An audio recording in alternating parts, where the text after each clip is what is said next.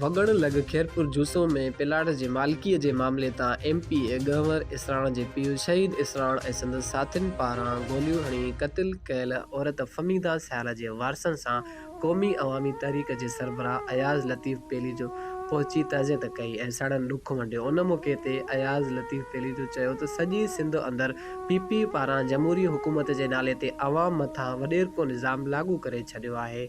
सरदार वॾेरा माण्हुनि खे पंहिंजो ग़ुलाम सम्झी रहिया आहिनि ऐं उन इहो चयो त प्लाट जे मामले तां न्याणी फमीदा सियाल खे MP जे पीउ गोलियूं हणी क़त्ल कयो पर पुलिस खेसि अञा ताईं गिरफ़्तार नाहे करे सघी। पुलिस वॾेरनि जी कमदार बणियल आहे। नाज़िम जोखियो पिणु वॾेरके निज़ाम तहत क़त्ल कयो वियो। सिंध अंदरि नाज़िम जोखियो ऐं फमीदा सियाल जी सिंधी क़ौम खे वॾेरके निज़ाम ख़िलाफ़ मुतहद कयो आहे ऐं उन इहो चयो त हाणे बदबूदार वॾेरको निज़ाम ख़तमु थींदो ऐं सिंधी माण्हू पंहिंजे शऊर सां खेनि शख़्सियत ॾींदा। फमीदा सियाल जी क़त्ल जी जेतिरी बि मज़म्मत कजे उहा घटि आहे। वाक़िए में मुलविस समूरा जवाबदार गिरफ़्तार कया वञनि।